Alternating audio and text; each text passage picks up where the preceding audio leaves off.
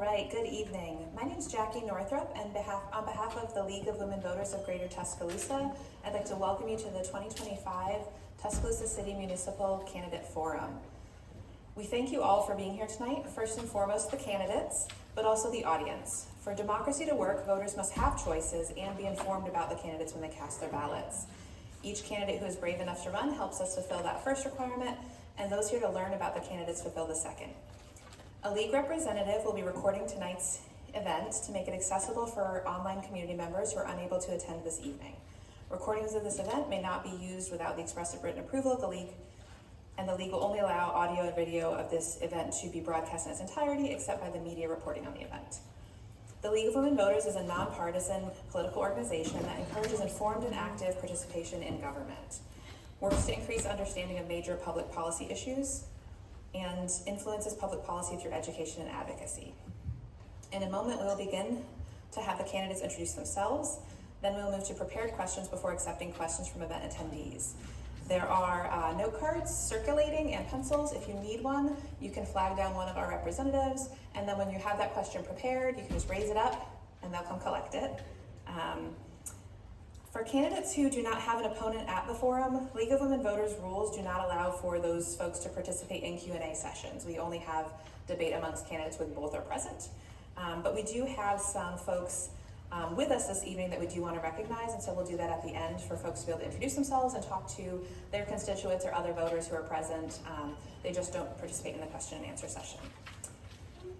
We hope that they will stay and talk with members at the end of the event. We are now ready to move to questions for our mayoral candidates. And the first question, these are going to be 2 minutes or less each, and Susan up front has some little signs to let you know how much time you've got left. And the first thing we want to ask you to do is, by way of introduction, to share your background information about your education, work experience, and community involvement, and share a little bit about how those experiences prepared you for this position. Mayor Maddox, you want to go first? Sure. Do I need the microphone? Does that help? It's good. Good evening, everyone. My name is Walt Maddox, and I am seeking my 6th term as mayor. And quite frankly, I never believed I would, one, ever be mayor, and number 2, have the opportunity to serve this city that I love so much. Besides my family and my faith, there's nothing that I love more than this city. That every corner of this amazing community speaks to my soul. And every day I feel like I've not gone to work, I go on a mission. Certainly I'm far from perfect, but I can promise you there's not been a moment where I haven't given my heart and soul to try to make every corner of this city better. Even being here tonight, I recognize this, and when I grew up, and I see my parents here, Bob and Diane Maddox, who live off Kicker Road. We came up this road a lot to Forest Lake United Methodist Church, and came over here many Thanksgivings to Covenant Presbyterian Church. Presbyterian Church here. So this community means so much to me. Probably more than anything I can imagine beyond my family and my faith. So why am I seeking this term again? Because Tuscaloosa, over the last 20 years, has made amazing leaps and bounds. If you don't believe me, just look around. We also have great challenges in front of us. And who leads this city matters. Who is the chief executive officer of this city matters. And if you don't, think about April 27, 2011, that devastated this community we're in. Who leads in the challenges that we face matter. And that's why I believe I am the best candidate for mayor. Thank you. Mr. Farrell? Yes, my name is Denson Farrell II. I grew up here in Tuscaloosa. I went to Tuscaloosa County High School, graduated in '88, went to Stillman College, taught 7th and 8th grade science here in the city. I've also policed here in Tuscaloosa. I've been doing both professions over the past 20-something years. And at this present time, I'm running a ministry called Everybody Must Eat Ministries, where I am giving haircuts to those who can't afford them, those who are not able to get out and get those haircuts. And the reason why I'm running for mayor of this city, because I see that there needs to be change. There needs to be some accountability. That's basically it. Just like I said, I've been working with the kids here in this community and people in this community, and I feel that there needs to be a change. It's not about me, it's about the community. Thank you. Thank you. The next question we have focuses on the growth in Tuscaloosa. We've had a lot of growth, but with growth come challenges. What do you think is the best way to manage Tuscaloosa's growth? Mathematics? I think we took a big step in that direction with Framework, which is a plan that was recently passed by the City Council with really several years of work. And not only does it look at a zoning basis, it also looks at an infrastructure basis. A city growing is what you need, because just like your businesses, you're either growing or you're dying. So a city growing is certainly where we want to lean into. And what you are seeing is the city invest in infrastructure to continue this growth. Whether it's $300 million in water and sewer over the next 10 years, whether it's projects like MLK Phase 3, you see the current McRiceberry Road project, you see countless projects that are going on across this city, both above ground and below ground. It is those bones that will keep your city strong moving forward. And with that growth comes more opportunities to invest in programs like dual enrollment, pre-K, the health program, and other things at the city that we've been recognized nationally for and that we hope to continue to work on and expand. So in terms of growth, that is a great question, because 20 years ago when you elected me, Tuscaloosa had been stagnant. Its population growth for 2 decades had stayed even. And the fact that now we can focus and talk about growth shows that we have leadership that is working and has worked through COVID-19, a tornado that destroyed 13% of our city, and through the Great Recession.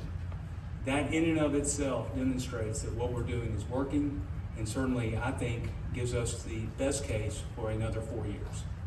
Thank you. Mr. Farrell, what do you think is the best way to manage Tuscaloosa's growth? Well, just like he said, improving infrastructure and preparing for this growth with the water and sewer and everything. But the biggest thing, I think, we've got to do something about this crime as well as education. These two things work hand in hand.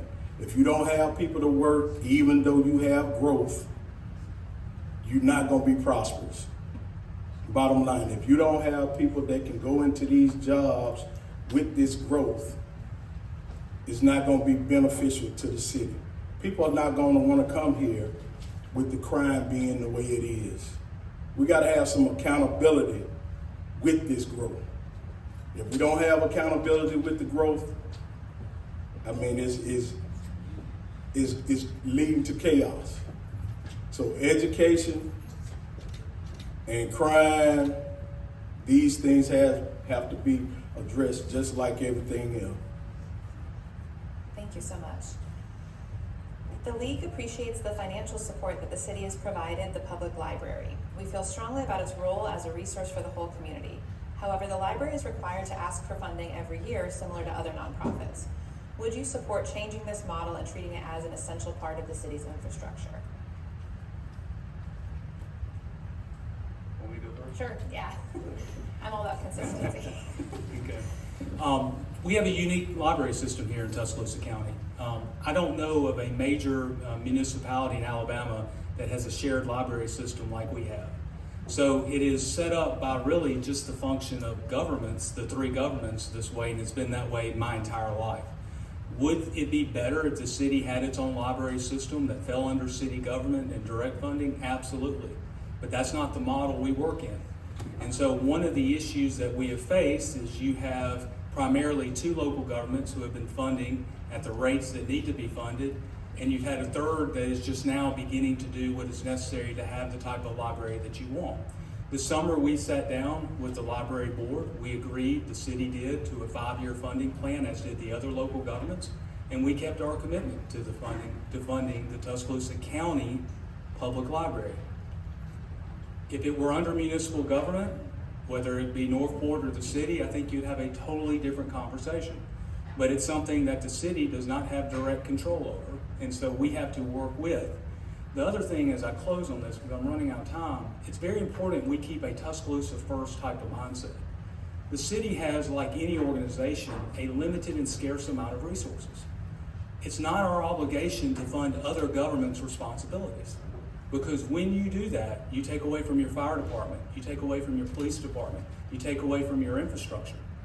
And so when we enter into these types of negotiations and these type of agency funding contract, it's very important I don't forget you, that I don't give up revenue that is yours to fund somebody else's responsibility that then takes away from your neighborhood, takes away from your school, takes away from public safety. Again, that's why who is mayor matters. It is complicated. Anyone can tell you they're for education and against crime, but those issues are complicated. And that's why you need a mayor who can rise and meet those issues. Thank you. Mr. Farrell, would you support changing this funding model and treating the library as an essential part of the city's infrastructure? Well, I will be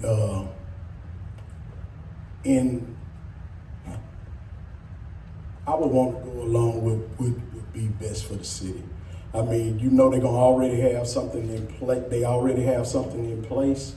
If there was something that we could cooperate and do to change it that still fits our goals as a city, I think that I would. Thank you. The last of our questions that are prepared before we move to audience questions. How will you measure success? What will be your key performance indicators over the next 4 years? Certainly, as we look at the city, number one is going to be public safety. 40 cents out of every dollar we spend at the city of Tuscaloosa relates to public safety. So 4 years from now, were we able to transition our police officers and firefighters into the retirement system of Alabama? Will we continue to see an overall decrease in crime, which we have, except this past year we have had a soul-crushing year of homicides. But overall, do we keep that trajectory moving downward?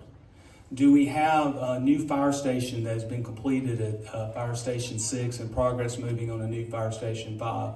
So first, public safety. That's going to be the first thing we're going to judge. Second is infrastructure. How far along are we on a $300 million water and sewer investment plan? How far along are we on MLK Phase 3? What sort of new road projects are we going to be investing in? There's a few that I have in mind that I know some of you have in mind as well. That do we get those projects from the engineering stage into the funding stage? So the second area of how we're going to measure success is going to be infrastructure. The third area that we're going to look at is overall quality of life. We're in a battle when it comes to quality of life with other communities across this state and across this nation. When you elected me mayor in 2005, it used to be that you needed an interstate exit, an airport, a rail spur, or maybe even a port facility to recruit businesses to your community. Now the next Fortune 500 company can do it from their laptop as long as they have a Wi-Fi connection. That means they can do it anywhere in the country. And that's why you need good river walks, good parks, a high quality of life, so that you can keep and retain that workforce here. This is a new dynamic that Tuscaloosa is absolutely well positioned to take advantage of, not only in the 20s, but as we move forward into the 30s.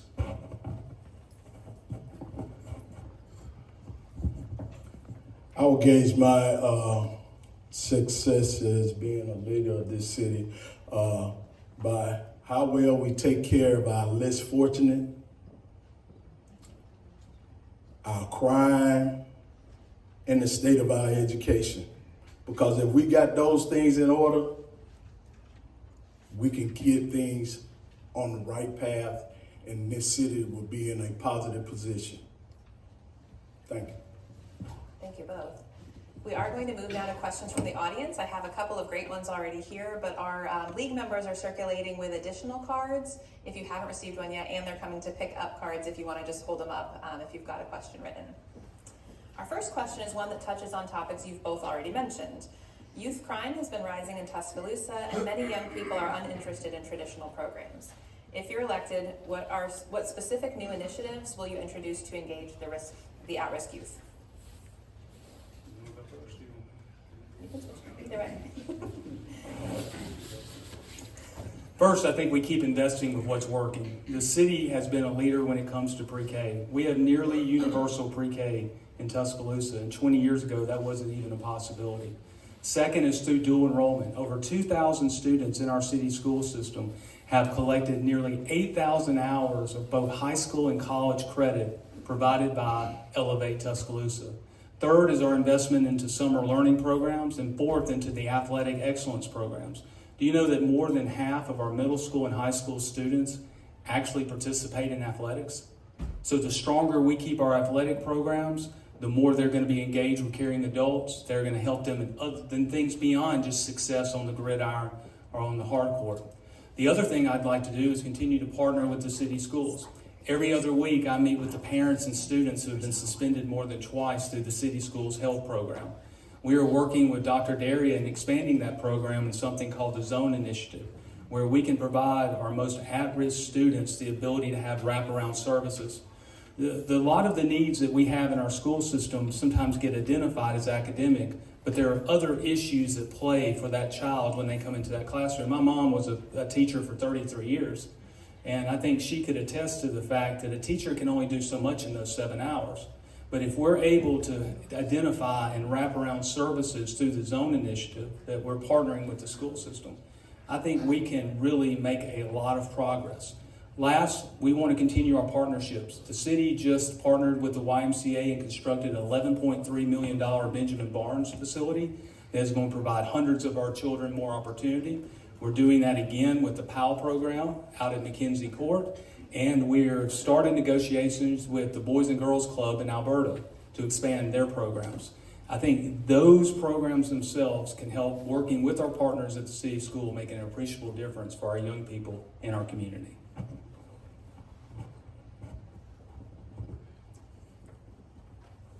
Well, you talked about the uptick in crime with young people.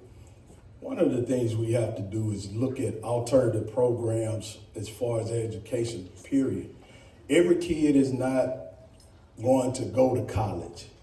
And some of these kids could get started earlier in these technical jobs, plumbing. Give you a prime example. I had 7th grade students in my class that worked with their father doing plumbing. You know, and that's something that kept them busy and kept them out of the street. That's some of the things that we need to look into, getting, not just doing all kids not going to college, a 4-year college. We got to look into doing alternative programs, and doing this is about working with other people in the community that offer those services, like businesses that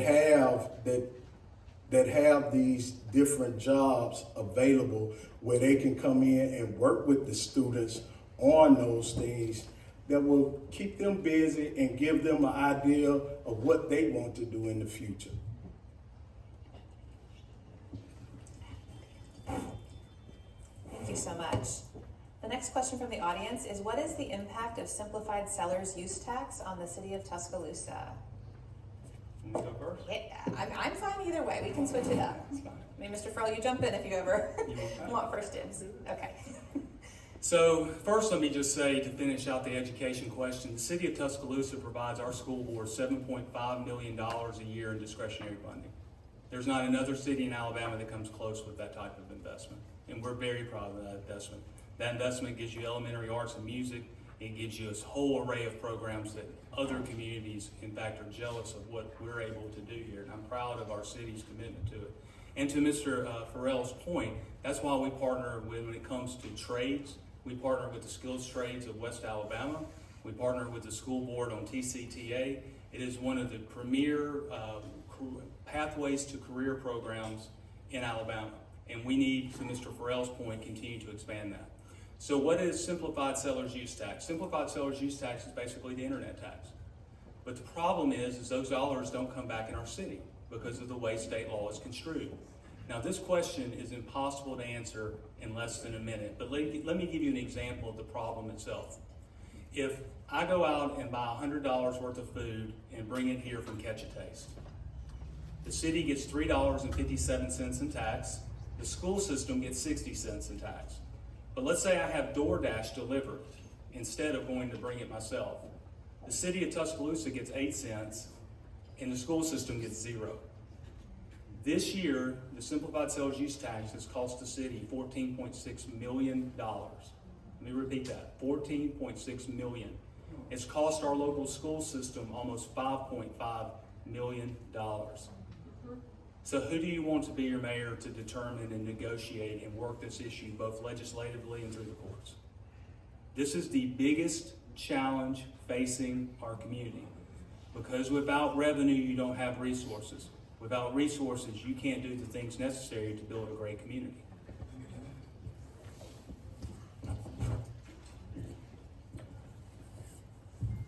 Just like he said, we know that this is hurting our city, and just like he said, we need to negotiate legislation to turn that around where it will benefit the city. Thank you. I'm going to combine two questions and provide one as an example of the other. The broad question is, do you foresee issues with federal grants and aid with the current climate? And if so, how would you see the city overcoming the possible loss of funding? An example of that is reading scores in our schools have risen dramatically because of reading specialists and programs such as Reading Allies. If money from outside sources is cut, how will you help us maintain progress? So generally, and also specific programs like Reading Allies. The answer is I don't know what's going to happen. And I don't think anyone understands or knows what's going to happen with this. If it does happen, if there is a world in which federal funding is taken away from the city, and I don't work for the school system, so I can't answer that question, but I can only imagine it's not going to be good. And it is going to cost the city tens of millions of dollars. I don't foresee that happening in the short term, but there definitely would be negative effects. I think the school system is going to feel it even worse than we will. And unlike the city, who has the ability, although no one wants to move in that direction, can raise revenues. School boards under Alabama law do not have that authority. So I certainly think school boards are going to be the ones most impacted. But I'm going to put this question back on all of you. I see 50 plus people out here. How many of you have called your congresswoman and congressman, or a congresswoman, congressman, if you live outside of Tuscaloosa, or your senators? You need to engage. You need to talk to them about the real consequences of what happens. This is more than just a political parlor game. This is real life at stake. And I hope no one wants money wasted, no one. But we need to be thoughtful and strategic in how we approach this. Chaos is not in the best interest of anyone, especially our children. And so I hope calmer thoughts, calmer processes will prevail.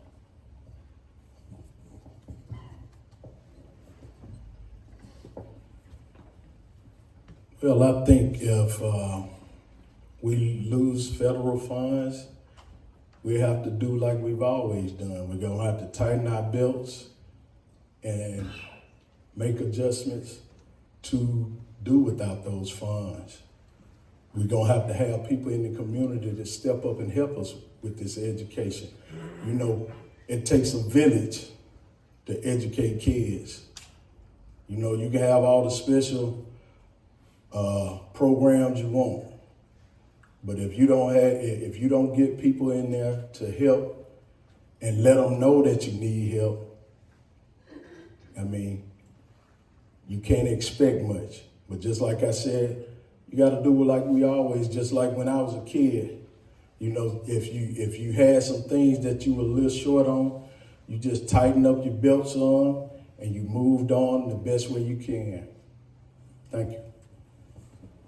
Thank you both. We have a series of questions about transportation.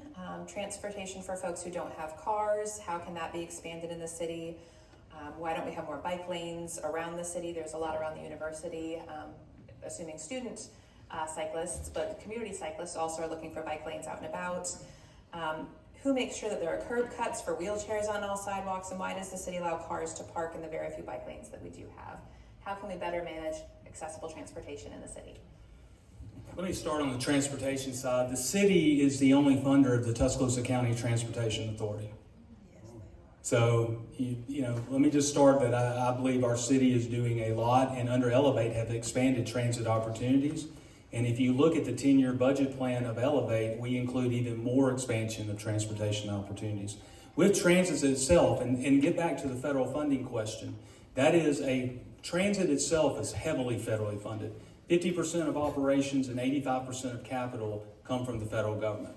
So again, if that funding is lost, then we have a whole new set of questions on that, on transportation. Bike lanes.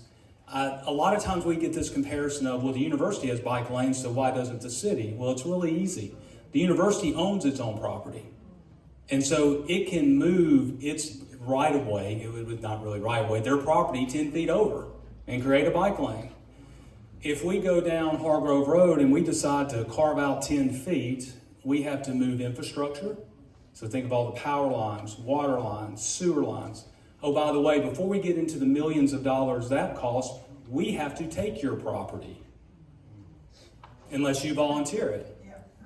So you begin to see how complicated this is. Yes, we absolutely at the city would love to have more bicycle lanes, and where we have opportunities for them, we're going to do it. But to build bicycle lanes would cost millions of dollars. That's why you see us invest in the Riverwalks. That's why we are building more of those trails, so that we can create more of those pathways that don't get us into those infrastructure relocations, doesn't get us into property acquisition and all those other type of things that really make bike lanes incredibly complicated and almost impossible to be able to accomplish. I know that's not a very satisfying answer, but that's just the reality we face.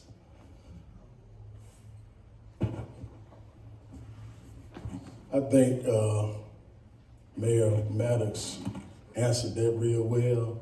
But when we're talking about public transportation for those that do not have transportation, first of all, we got to find out where we have people that need public transportation. We need to get that information from the public where we can improve public transportation.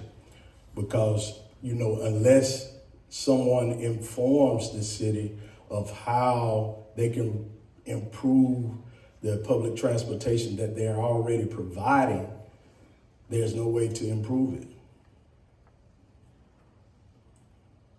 Thank you.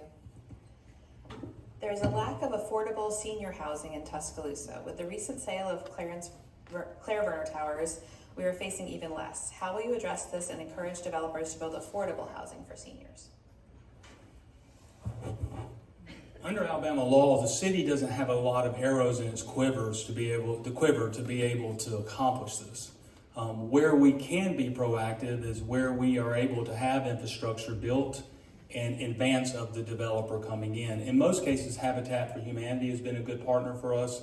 Tuscaloosa Housing Authority has been another partner for us. But the city doesn't have rent controls or the ability to mandate a developer to build X amount of this as part of its project. Other states allow that. Alabama does not, and the city doesn't have the authority to do it. Through our infrastructure is our best opportunity to create the opportunity for more senior housing. But again, one thing I've tried to do in 20 years is not lie to you. The city doesn't have a lot of tools in its toolbox to be able to accomplish this. And that is just a factor of what we're allowed to have under Alabama law. We are a deal and rule state. That means we're only granted the authority that the Alabama legislature provides us. So where we can partner with the Housing Authority, partner with Habitat for Humanity, we have done so. You've seen that partnership actually out on 10th Avenue as well in Rosedale. When we worked with the Housing Authority in rebuilding Rosedale, it was built into a senior housing. And so we are going to, when those opportunities come up, we are going to absolutely partner with them in making it happen.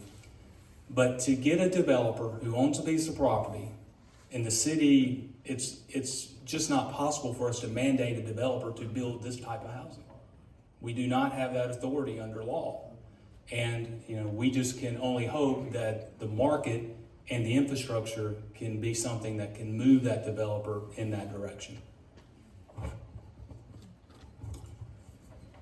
Well, one of the things I thought about that the city may look into, we have a lot of abandoned properties that people have. Maybe looking into maybe the city investing in acquiring those properties and being able to maybe build some low-income housing, just an investment into our seniors. I've also seen where in cities they have, used rezoning to be able to have areas for low-income housing.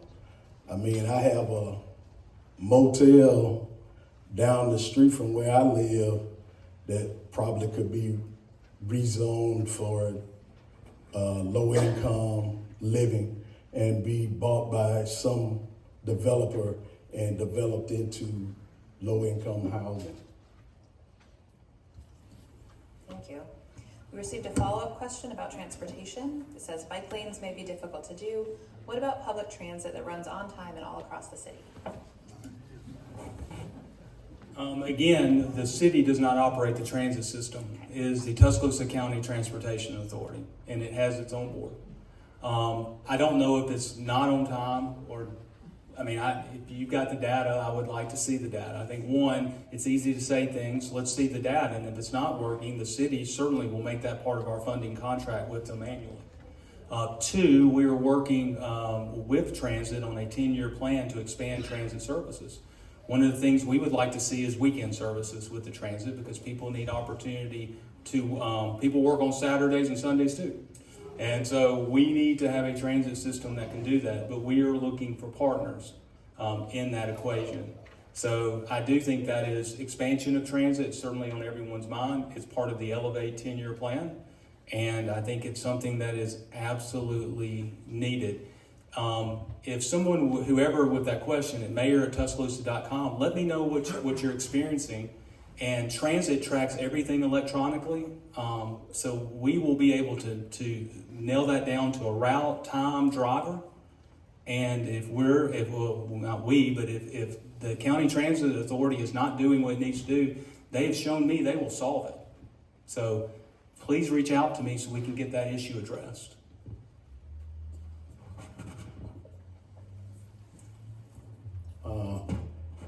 Being on time, well, we've seen that our traffic has grown drastically here in Tuscaloosa, and I think that could be a big part of them maybe being late, because of the traffic. And maybe we could find alternative ways of speeding it up, just like he said, with them tracking the transit and him being able to contact them. And he has said that they've shown that they could solve that problem. Thank you. We had a specific question about youth crime before, but now we're zooming out a little. This question is, what is the cause of the crime increase and what is the solution? It's a big question, we know, but whatever you can do with that in 2 minutes. We don't have an arresting problem in the city of Tuscaloosa. We're really good at arresting. We arrest the same people over and over again. What's the problem? The problem is after we arrest them, we're handing it off to the state. And guess what happens? There's no trial, there's no conviction, there's no rehabilitation, there's nothing. Luther Watkins killed one of our officers in September of 2019. I've had 2 officers die in the line of duty, and it's one of the hardest things you ever do as mayor. We're still waiting trial. That's not an isolated case. The state system is broken. But guess what? We're going to keep arresting and arresting and arresting because you deserve nothing less. That is why we've created a mental health unit. We have 6 officers and 25 other patrol officers who are designated mental health officers to deal with the mental health issues. We've created a digital forensics unit because the state no longer does major forensics here. Everything has to be sent to Montgomery.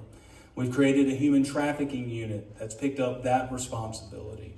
We've created a cyber intelligence unit to leverage technology to make our community safer.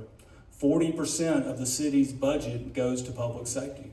We've also asked the legislature to eliminate the Glock switch. We've asked the legislature for felons not to carry weapons. We've asked the legislature that if someone's impaired, they not be allowed to walk around with a handgun. Okay, that seems like common sense, right? We are asking the Alabama legislature for a multitude of different things, whether it's fund corrections, fund pardons and parole, fund the courts, fund mental health. Your city has picked up $6 million in mental health costs alone. That is the responsibility of the state since 2021. We are going to continue that because you deserve nothing less.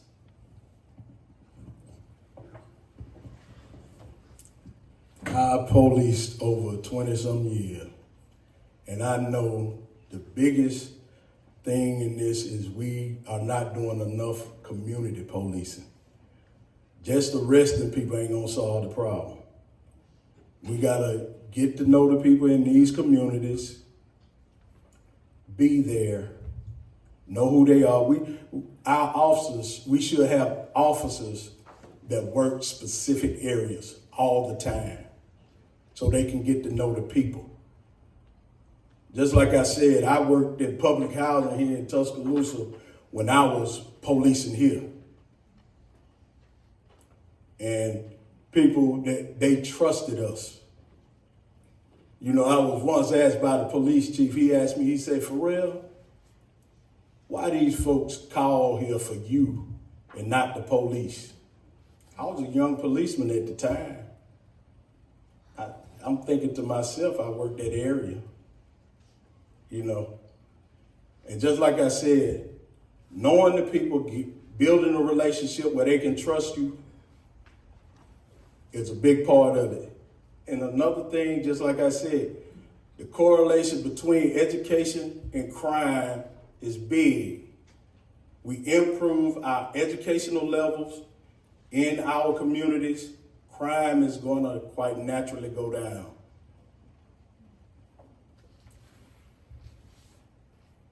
Thank you. We've got 2 questions left. This one is, environmental concerns are paramount. There is no planet B. I'm concerned about unmitigated growth with little evidence of serious environmental oversight. Would you, as mayor, support an environmental advisor as a key player in decision-making for the city? I would not. That's another government position that we don't need. Again, I know that may not be a very satisfying answer, but here's why. Every infrastructure project at the city goes through environmental reviews with teams of engineers that are trained in the issue of this. And everything that we do meets both federal, state laws and also local regulations that we have as well. Creating a layer of bureaucracy might sound like something that may sound good, but at the end, it's not going to produce the results that you want to have. This city was born by a river, founded by a river. We still depend on the river and our lakes for so much, whether it's water, recreation. Everything we do is centered around protecting those assets. That is why we have the most robust recycling program in the state. That is why in 2010, the city took the bold decision of making Lake Nickel and Harris Lake preserved. We took some of the most valuable property in the city and said it could never be developed. That is why our commitment to watershed is unparalleled. That is why last year we were recognized for the work within our water distribution system as being at the top level in the state. We don't need to hire a high-level paid position to do something we're doing every single day that's part of our core values.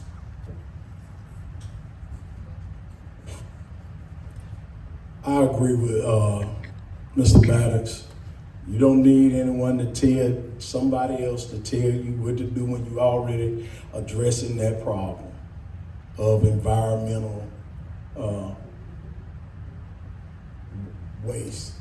You know, when you're dealing with the environment, we know that part of the attraction to our city is what it looks like, how it's taken care of, and the lakes and rivers and everything is part of that. And just like he said, they already have things in place to address it.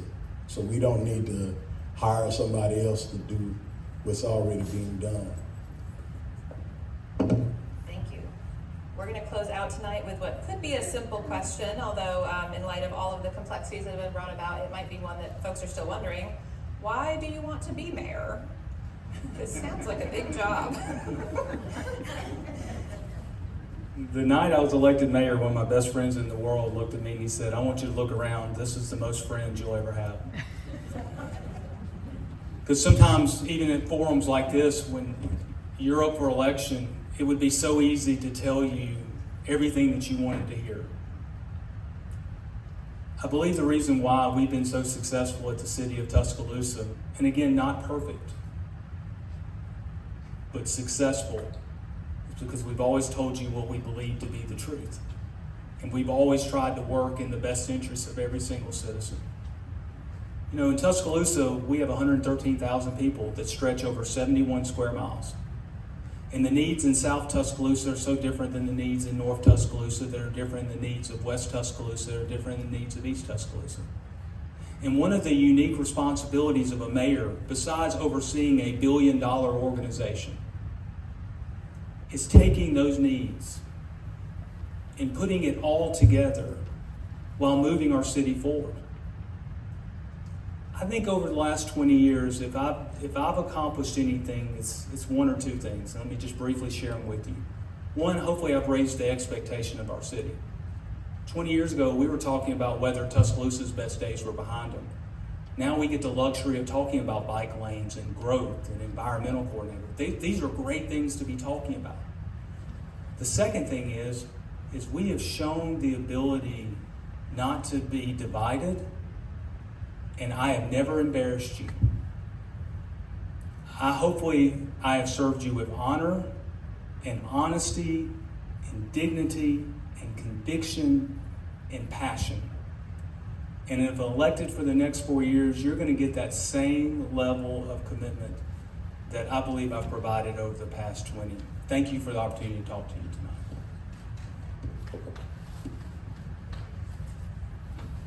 Well, I'm not going to be, my words are going to be very short, because I feel like there is a need for change.